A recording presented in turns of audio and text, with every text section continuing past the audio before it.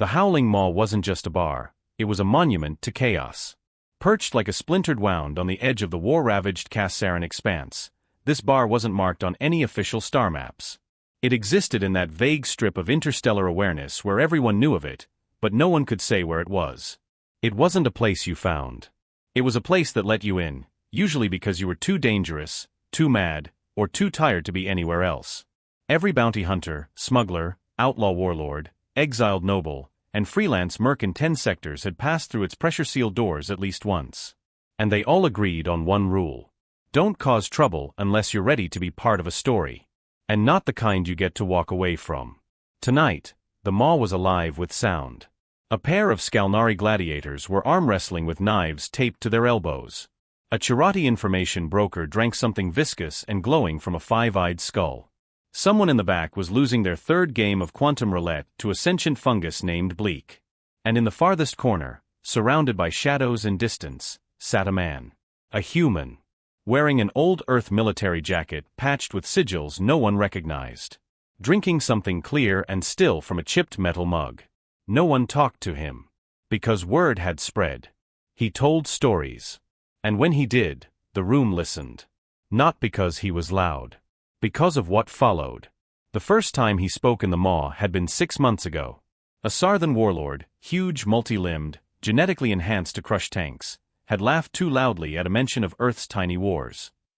The man, unnamed then, sipped his drink and said, "You ever hear about Fallujah?" The warlord chuckled. "Is that a dish?" The man's tone hadn't changed. No. It was a city. On Earth. In Iraq. The warlord grinned. "And what, you conquered it?" "We held it," the man said, voice still quiet. "Street by street. Door by door.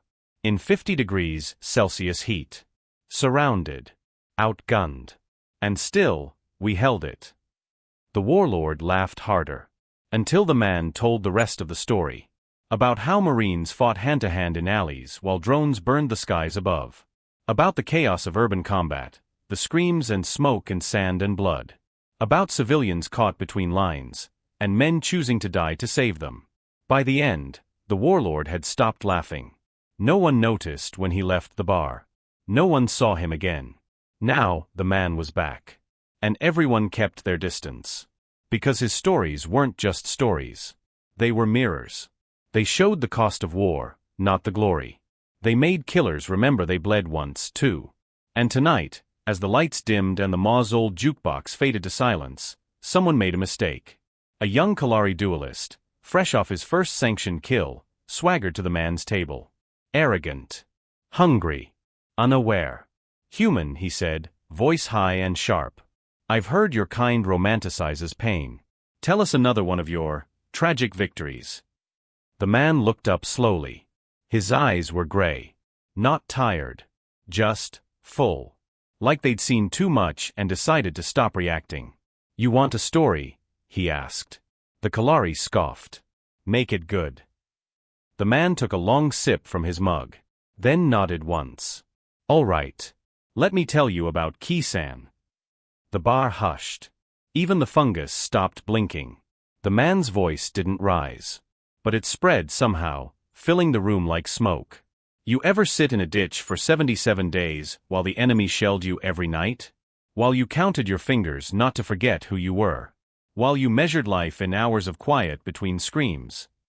No one answered. He continued. "Kisan.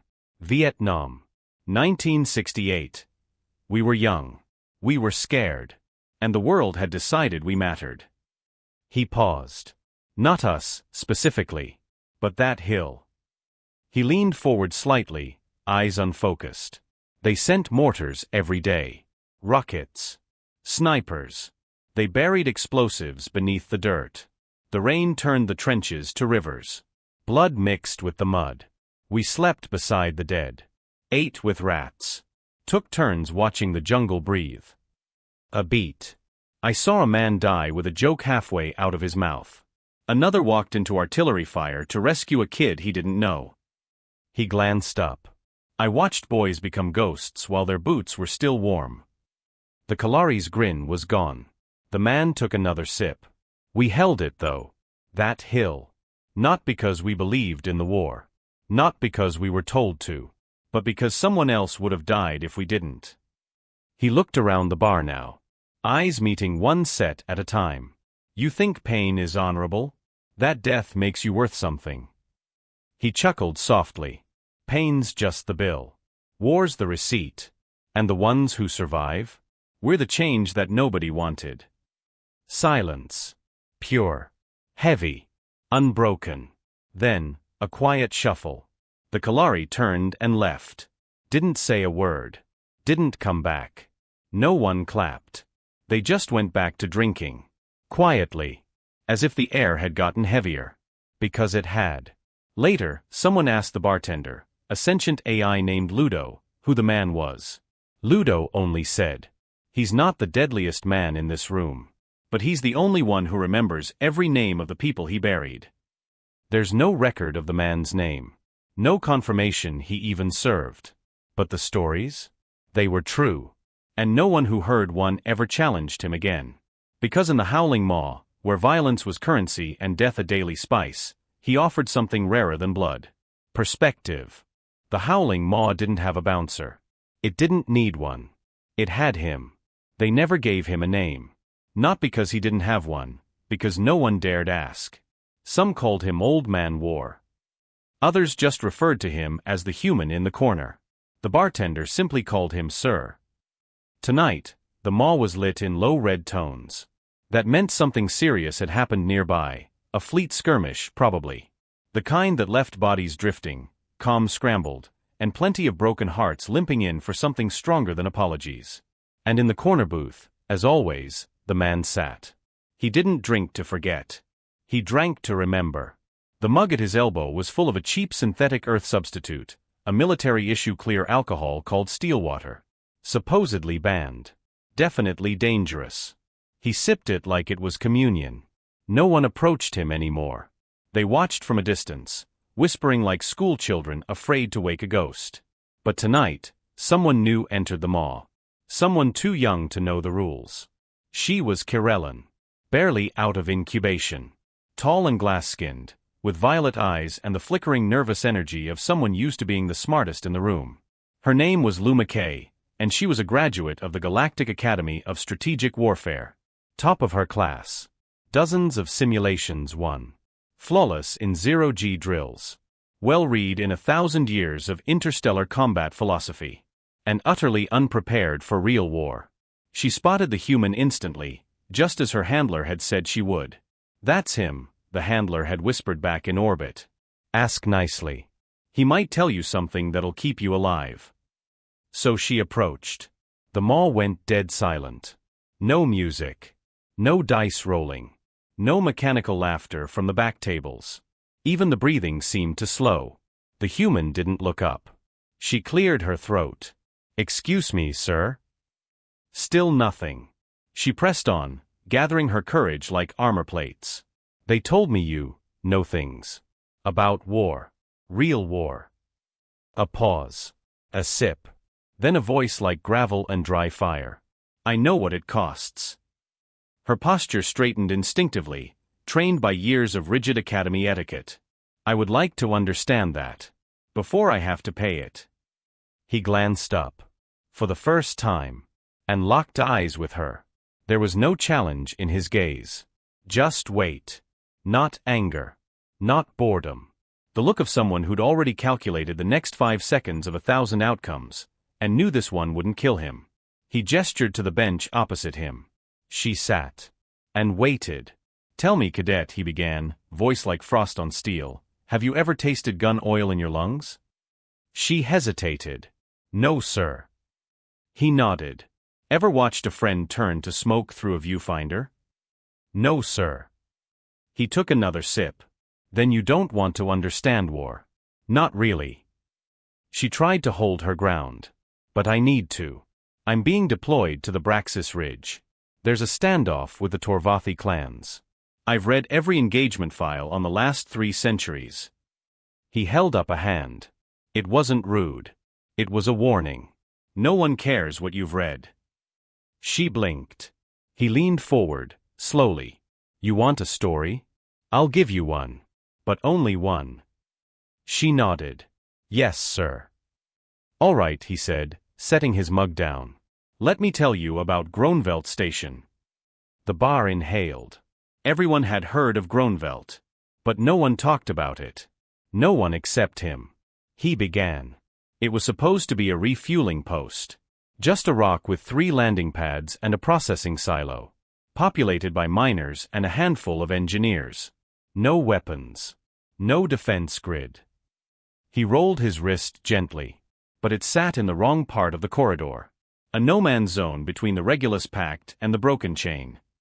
Lou McKay listened, silent, eyes wide. They came in fast. 4 Broken Chain frigates. No warning. Just red engines and hell behind them. By the time they broke orbit, 50 people were already dead. She started to ask something. He shook his head once. No interruptions. She shut her mouth. I was on rotation nearby. Patrol duty. Outdated gear. Half our systems fried from radiation storms. We got the distress signal late. By the time we arrived, the station was on fire. I mean that literally. Fire in space. Plasma leaks. Hull ruptures. People screaming through broken mics. He paused. Long enough for everyone to feel the echo. There were kids down there. Another pause. You ever fly into a decompression cloud with no backup? No orders? Knowing you've got maybe 6 minutes of maneuvering time before the sun cooks your core drive. She didn't answer. Didn't need to. He looked past her, not really seeing her anymore. We docked blind. Forced entry through the tertiary ring. 17 Marines. 3 engineers. 1 medic. No airlock integrity. Another sip. We got 11 civilians out before the station cracked like an egg. Luma swallowed hard. And the rest. He met her eyes again. Didn't scream long. Silence. Then. I carried a 5-year-old girl through a debris tunnel filled with pressurized flame. My armor failed halfway. I still have the burns. He lifted one sleeve. Scarred flesh. Old. Deep. She gave me a bracelet. Plastic. Pink. I keep it in my locker. Lou McKay whispered, "What happened to her?" He shook his head slowly. She didn't make it to the evac. A long breath. I kept the bracelet anyway. The more remained frozen. Even the AI bartender lowered the lights slightly. Lou McKay couldn't speak. Her training hadn't prepared her for this. This humanity. She finally whispered. I didn't know. You weren't supposed to, he replied. That's the trick. They send you out with doctrine and simulation files and pretend the math will protect you. But war doesn't care about your GPA. He leaned back. It cares how long you'll crawl to keep someone else breathing. She bowed her head. I don't know if I can do that. He didn't answer immediately. Then, softly. None of us do. Not until we have to. She stood shakily. I'm sorry I interrupted your piece. He shook his head. You didn't. She nodded once, respectfully, and turned to leave. Then he said, Kid. She stopped. If you make it back, come find me. I'll tell you the one about Kiev. She left without another word. And the maw went back to its chaos. Softer now. Like it remembered what silence tasted like. Because once again, a war story had been told. And nobody dared speak after. 3 weeks passed. The Howling Maw had seen more than its share of blood in that time. 2 bounty killings. 1 mid-bar duel. A genetically modified songbeast had burst into flames after drinking from the wrong vat of Veskra oil. All routine. But the old human never moved from his corner booth. Never raised a hand. Never needed to. He just sat. Sipped. Waited. And when someone earned a story, he gave it. 1 drink at a time. On the 22nd night, something unexpected happened.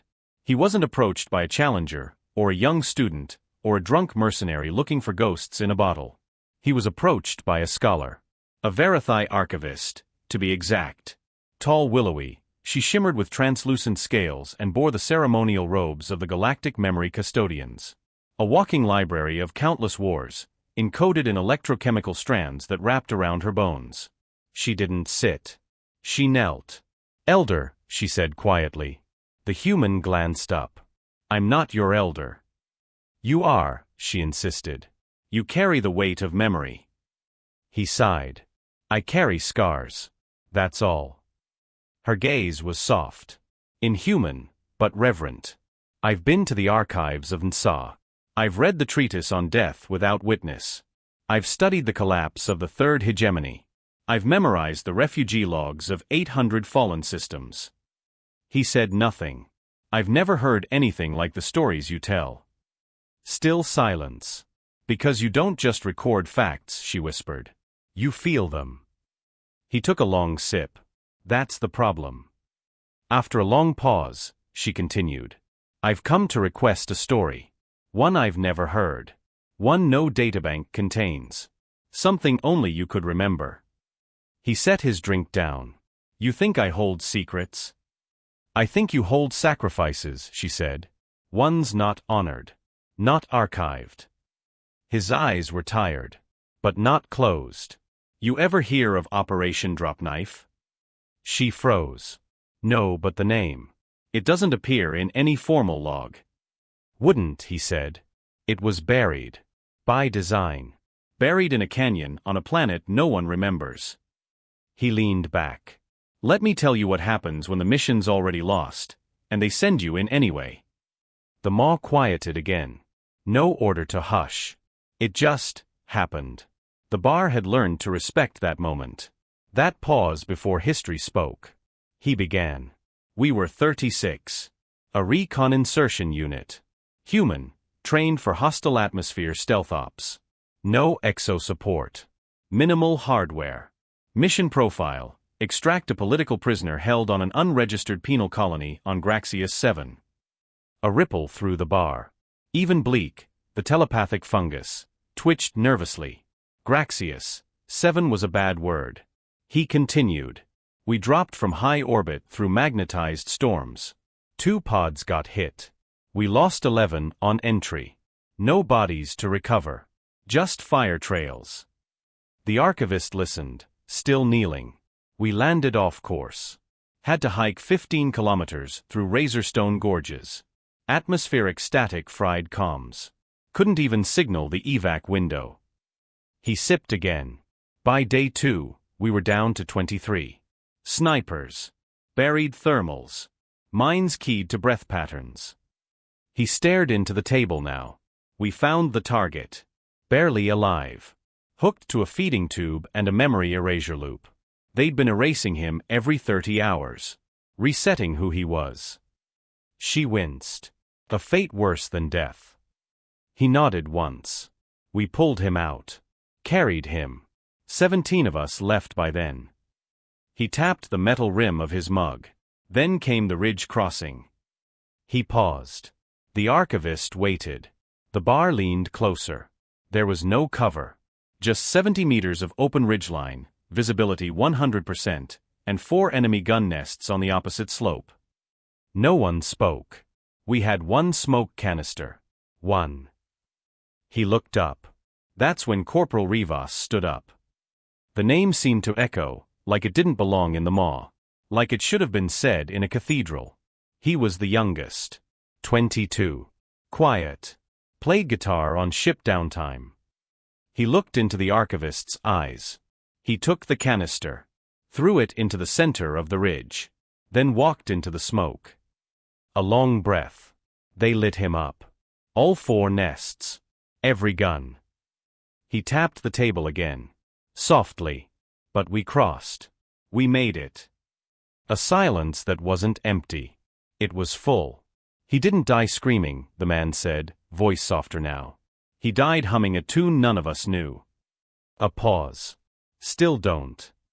The archivist finally whispered, "Why did he go?" The human looked at her. And for a moment, just a flicker, there was something ancient and broken behind his eyes. Because someone had to. She trembled. Not in fear. In reverence. I will record his name, she said. He shook his head.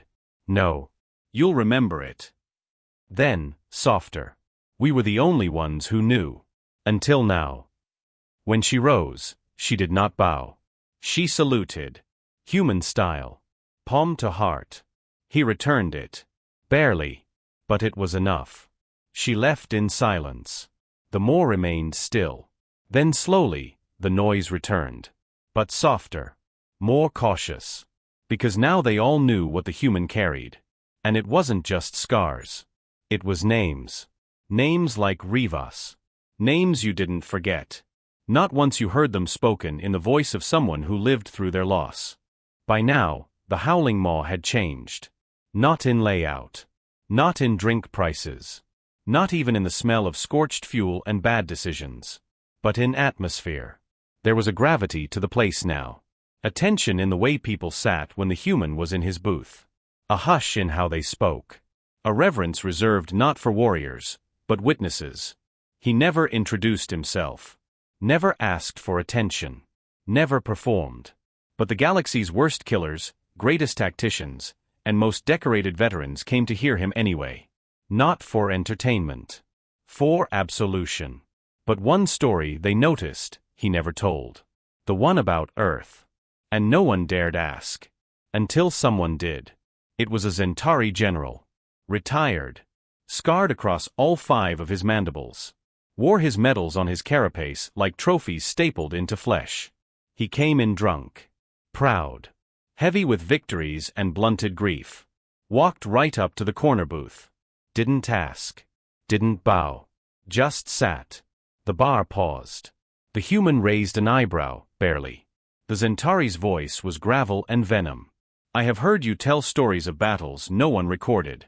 Of losses no one honored. Of faces lost to everyone but you. The human said nothing. The general leaned forward. But never Earth. Never your planet. A longer silence. You sit here with war inside you. But you never speak of where it started. No reaction. So the general pressed harder. Did you run from it? Or do you just not remember which ruin it became? The bar stiffened. Even the bartender, Ludo, began discreetly aligning the kinetic suppression field. But the human didn't rise. Didn't glare. Didn't threaten. He simply said, "You want the Earth story?" The Zentari leaned back, triumphant. Yes. The human nodded once. All right. And began. You ever see the sky turn orange for a week? He asked. Not because of weather. Not because of storm. But because cities burned so long the atmosphere couldn't breathe. The general blinked. No. He hadn't. Earth was dying. Not from war, not at first. From us. Our own weight. Our own noise. The climate went first. Then the oceans. Then the food. He took a sip. They said it wouldn't last. They said we had time. A longer pause. They were wrong. He stared at something far away. Not across the room. Across years. I was 16 when the evac orders came down. Priority clearance. Metro cores only. Everyone else? Waitlisted or forgotten. He looked up. My mother wasn't on any list. Another sip. I was. Because I tested well. He exhaled through his nose. Steady. Controlled. 3 hours before my shuttle launched, I gave her my pass. She didn't want to take it. He smiled, faintly. She slapped me. Called me a fool. Then she kissed me and went anyway. He said nothing for a full 10 seconds. The general didn't interrupt. She never made orbit.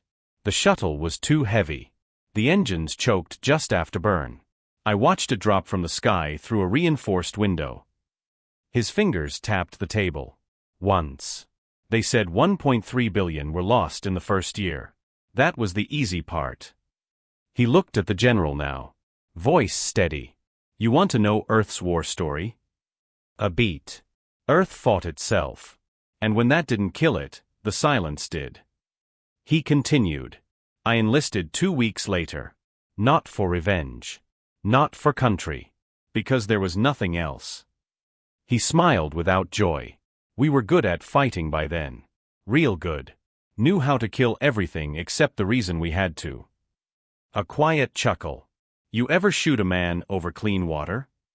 The general didn't answer. The human's voice dropped. We did. And worse. The bar was dead quiet. Even the jukebox shut itself off. I saw my home reduced to trivia. My language turn into footnotes. My planet a cautionary tale. Another sip. But I still carry dirt from Earth in my boots. Actual soil. I kept it in a pressurized capsule. Sealed since the last time I touched it. He leaned forward. You want to hear a war story? He tapped his chest. That's the war. Carrying a place that no longer exists inside you. The general swallowed. He looked smaller. Less general. More lost. He rose. Slowly. Stiffly. Didn't salute. Didn't bow. He just said, I didn't know. The human responded, now you do. When the general left, no one moved for a full minute. And the mall learned something that night. Some stories don't have enemies. Only endings. Later, someone whispered to the bartender, why did he finally tell it? Ludo polished a glass and said, because that was the only one he didn't want to. The voice asked, was it the worst one? Ludo shook his head. No. It was just the one he still feels. That night, as the bar emptied and the booths cleared, the human stayed in his seat. But for the first time, he didn't finish his drink. They called him many things. The witness. The echo.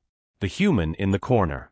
But after that night, after the story of Earth, no one called him anything out loud. Because now they knew the cost. Not of war. But of remembering it. The Howling Maw still functioned like it always had. Drinks were served. Credits passed hands. Swords were sharpened. Ships were fixed, or buried, depending on how much you owed the bartender. But something had changed in the core of the place. You could feel it in the air. Like the echo of a funeral no one spoke of.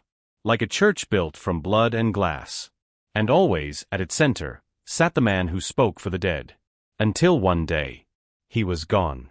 No announcement. No ceremony. No body.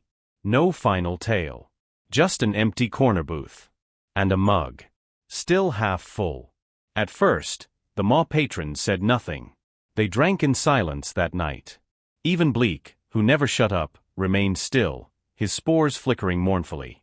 By morning, the rumors began. He died in his sleep. He left to die in the black, like old soldiers do. He was never real. Just a ghost with boots. But none of those were right. Not really. Because a week later, someone found the package. It arrived at the Galactic Archive. No return address. No data signature. But it was addressed to the Verithai archivist who had once knelt before the human and asked for a story no one had ever heard. Inside the box. A data crystal. A sealed capsule. And a letter. The letter was handwritten. On actual paper. It read, to the one who remembers. These are the names of the ones I couldn't carry anymore. They deserve to live in more than just my head. Don't honor me. Honor them. The data crystal held no battle reports. No strategy logs. No combat footage. Only names. Thousands of them. Each with a date. A short memory. A place. Private Emilio Torres, Sangrin V, wouldn't shut up about his dog. Specialist Lena Morrow, Verdant Post, laughed at everything, even mortars. Sergeant June Kwan, Earth pre-evac, gave her ration bar to a kid she never met. And so on. Name after name. People who had been footnotes in Lost Wars, now remembered like scripture. The capsule? Soil. Earth soil. Still warm somehow. Still smelling faintly of trees and ash and something like hope. The Verithai archivist cried. No, not a metaphor. She actually wept, unheard of for her kind. Her scales flushed silver. Her breath trembled. And she carved a message in the stone of the memory hall. It read, we archive wars to remember strategy. But humans archive names to remember why. News spread. Across the galaxy. Across military channels. Across whisper nets and war zones. That the human who spoke for the dead had finally gone silent. But he hadn't vanished. Because something began happening in bars, in bunkers, in fleet academies, and forgotten refueling stations. People started telling his stories. Not word for word. Not as performance. But as testimony. They spoke of Fallujah. Khe-Sanh. Groenveld Station. Drop Knife. Earth. They spoke the names he had remembered. And when they did, they didn't speak loud. They didn't drink to celebrate. They drank to honor. At the Howling Maw, a brass plate was welded into the wall above the empty booth. No decoration. No symbol. Just this. He spoke for the ones who didn't come home. Below that. Some stories don't end. They're just passed on. And beneath that, scratched into the metal by someone whose hand shook. Rivas. Years later, a young recruit would find her way to that bar. A new war on the horizon. Fresh scars in her heart. She'd sit at that empty table, next to the untouched mug, and whisper, "Tell me a story." And someone nearby, maybe a mercenary, maybe a smuggler, maybe just someone who once listened, would turn. Not with pity. Not with awe. With respect. And say, "All right. Let me tell you about the time a human walked through fire with a kid in his arms." And just like that, the stories would live again.